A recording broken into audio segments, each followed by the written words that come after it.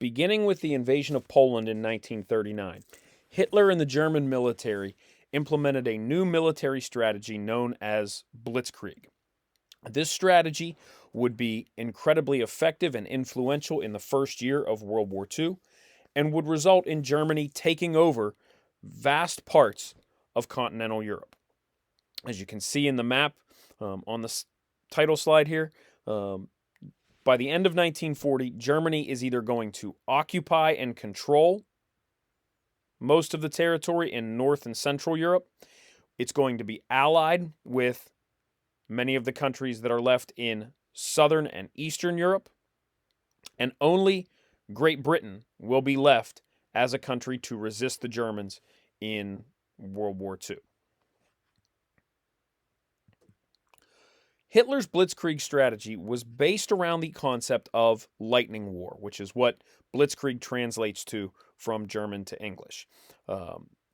Blitzkrieg was based on a set of very quick, forceful, and intense military strikes and campaigns that were designed to quickly overpower and defeat the armies of the Allied powers and allow Germany to take control of and occupy those countries to be used as staging points or support positions for attacks on other countries. The Blitzkrieg strategy is basically going to break down into 3 phases, which we'll look at on a map coming up on a slide in the future. And what the Blitzkrieg strategy ultimately did was combine 3 major parts of the German military. It combined the Panzerwaffe, which was the tanks and the armored vehicles of the German military, with the Luftwaffe, which was the German Air Force. And by combining these two, Germany was able to scout enemy positions and avoid direct conflicts with large groups of Allied soldiers.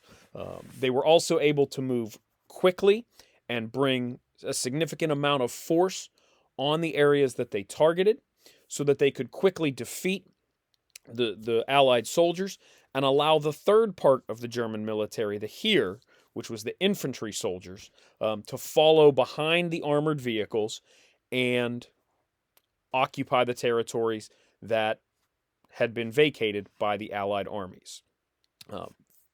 Through the use of Blitzkrieg, Hitler was able to invade and occupy 5 major countries of Europe, Denmark, Norway, Belgium, Luxembourg, and eventually France, over the course of about 6 months in 1940. And through the use of the Blitzkrieg and conquering these territories, the Allies were on the brink of losing World War II very early on in the first year of the war. So again, these pictures here just show you kind of some of the results and the impacts of the Blitzkrieg strategy, how it was used, how it was deployed, and what was left in the wake of the attacks. Towns, villages, cities were quickly destroyed and invaded by the Germans, forcing the residents of the cities, any soldiers who were there, to evacuate the area instead of putting up a direct fight against the Germans. And so the way the Blitzkrieg strategy played out was that after Hitler had invaded and occupied Poland in September 1939, he turned his focus on Central and Western Europe. And so in early 1940, he invaded Denmark and Norway. And this invasion happened very quickly and resulted in a quick surrender. Germany took over and occupied Denmark in a single day, and then used Denmark as a staging point to invade Norway by launching German ships from Danish ports and bringing those ships into the Norwegian ports, while also using paratroopers and the German Luftwaffe to, secure Norwegian airfields. Once Denmark had been occupied and the invasion of Norway was underway, Hitler began to attack the countries in the next phase of the Blitzkrieg strategy, which were the Netherlands, Belgium, and Luxembourg. These three countries held out a little bit longer, but ultimately saw the same result. In 5 days, the Dutch were invaded and lost over half of their army through German Blitzkrieg attacks, and that ultimately forced them to surrender. Belgium lasted a total of 8 days before they had to surrender, and this quick strike and defeat of these armies ultimately allowed Germany to turn its focus on France. And as Germany began to turn its focus on France, the French and British, the two major countries left in the Allies, saw the writing on the wall. And that led to one of the most important events of the Blitzkrieg confrontation, which was the battle and the evacuation of Allied troops from Dunkirk. And this event occurred from May 26th to June 4th. And over those 8 days, over 330,000 Allied troops were evacuated from France, as Belgium and the Netherlands and Luxembourg fell to the Germans, as France was beginning to fall to the Germans. The British and the French had to get the remaining forces they had out of France before they were occupied and taken prisoner. If this evacuation had not occurred, the Allies would likely have been defeated by the end of June in 1940, and World War II would have been over with Hitler occupying Europe.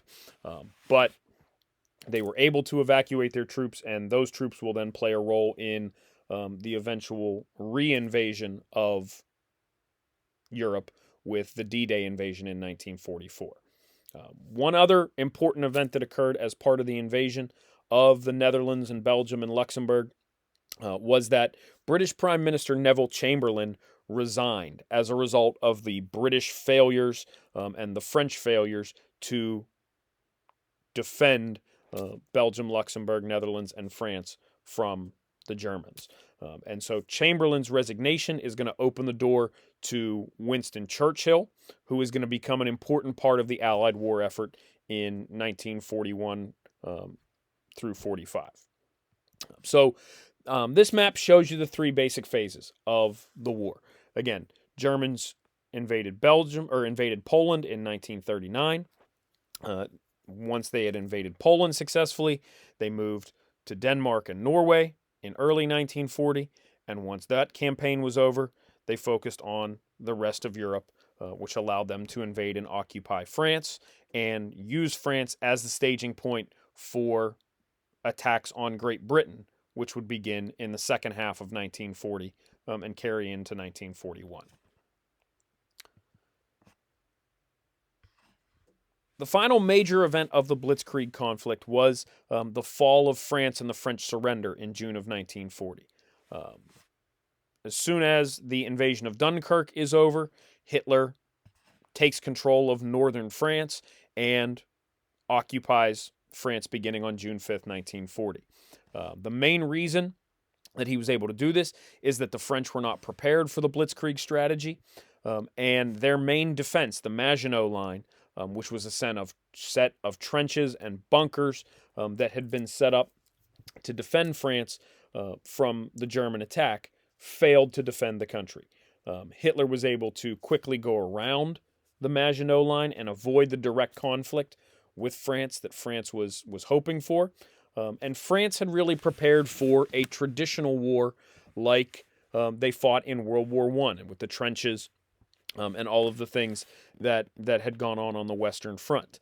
But since Germany used different tactics, since they were able to go around the Maginot Line and go through Belgium in the area known as the Ardennes Forest, which was on the border between Germany and France, those tactics allowed them to be successful and, similar to the other countries, quickly overrun the French military.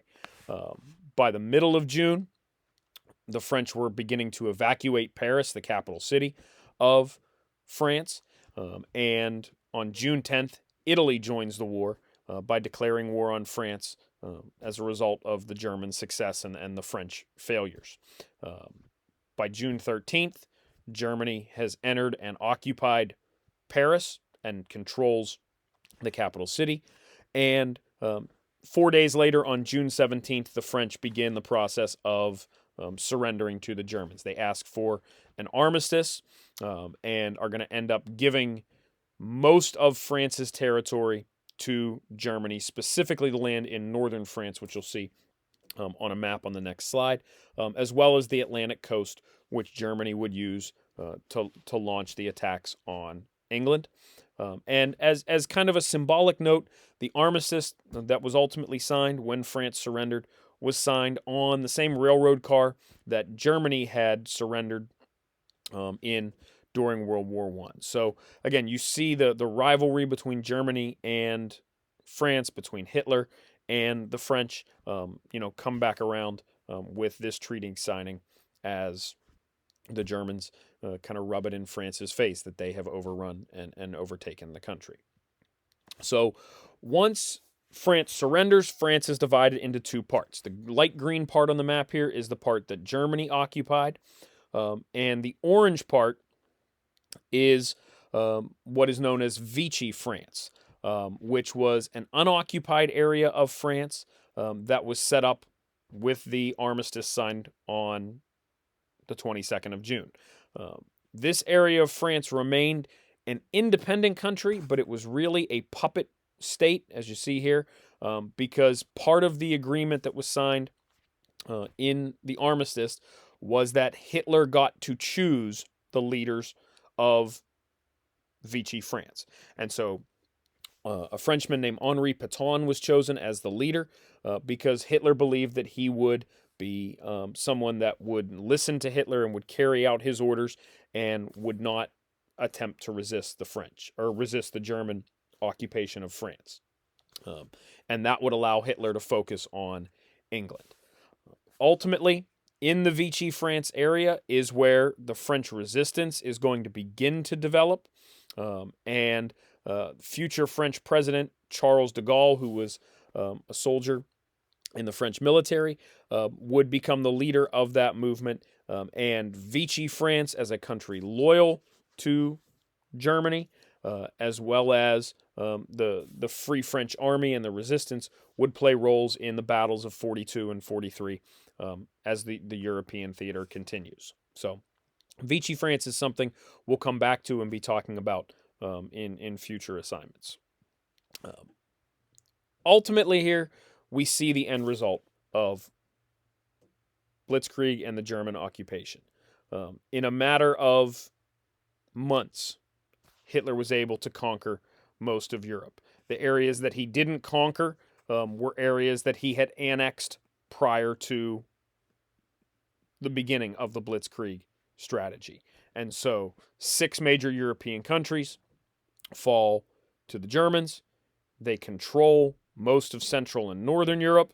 The areas they don't control are areas that are either loyal to them and allies or puppet states like Vichy France, or countries that were neutral, that had not become involved in the conflict for one reason or another. And so only England is left to fight, and that's where most of 1941 is focused. The British efforts to defend themselves and the German efforts to invade and occupy England.